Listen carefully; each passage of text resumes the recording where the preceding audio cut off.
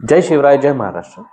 खरं तर महाराष्ट्रामध्ये सध्या इलेक्शनचं वातावरण आहे. म्हणजे महानगरपालिकांचे इलेक्शन होत आहेत आणि ह्या इलेक्शन होत असताना बऱ्याच ठिकाणी अनेक नगरसेवक हे बिनविरोध निवडले जात आहेत.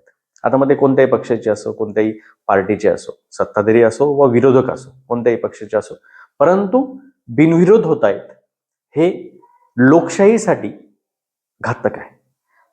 पक्षासाठी जरी ते आनंदाचं असतं, परंतु लोकशाहीसाठी मात्र ते घातक आहे. कारण जेव्हा लोकशाही स्थापन झाली देशात, महामानव डॉक्टर बाबासाहेब आंबेडकरांनी संविधान लिहिलं आणि आपल्याला नागरिकांना मतदानाचा अधिकार दिला. मग त्या जिथं बिनविरोध निवडले जात आहेत नगरसेवक, तिथल्या लोकांचा मतदानाचा हक्क राहणार नाही. म्हणजे तिथले लोक मतदान करू शकणार नाही. आणि हे असंच चालू राहिलं तर मग तुमच्या आणि आमच्या मतदानाचा हक्क हा हिरावला जाऊ शकतो किंवा त्या मतदानाला काहीच महत्व राहणार नाही. जर असेच बिनविरोध नगरसेवक होत राहिले आणि बिनविरोधच निवडणुका होत राहिल्या तर तुमच्या आणि आमच्या मतदानाचा, वोटचा काय महत्व राहणार आहे.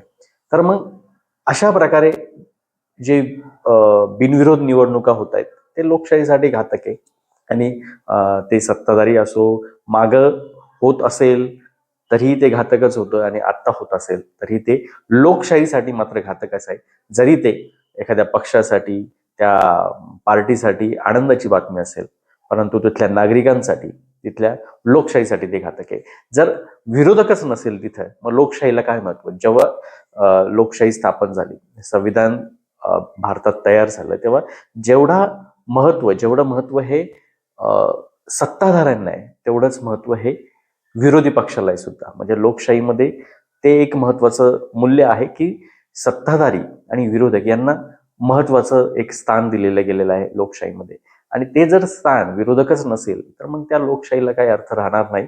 आणि मतदार आणि नागरिक यांच्या मतदानाचा जो हक्क आहे तो, आता समजा तिथले जे मुलं असतील, जे पहिल्यांदा मतदान करणार असतील, जिथं बिनविरोध नगरसेवक झालेत, तिथले जे मुलं असतील, तरुण असतील, जे पहिल्यांदाच 18 वर्ष पूर्ण झालेले असतील आणि मतदान करणार असतील, त्यांना वाटत आपण मतदान करू, परंतु त्यांना आता मतदानाचा हक्क राहणार नाही. कारण तिथला जो नगरसेवक आहे तो बिनविरोध झालेला आहे.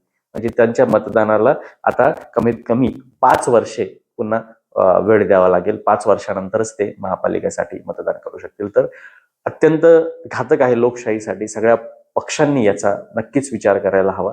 कारण हे पक्षासाठी जरी आनंदाचं वातावरण असलं तरी लोकशाहीसाठी आणि लोकशाहीच्या मूल्यांसाठी हे घातक आहे.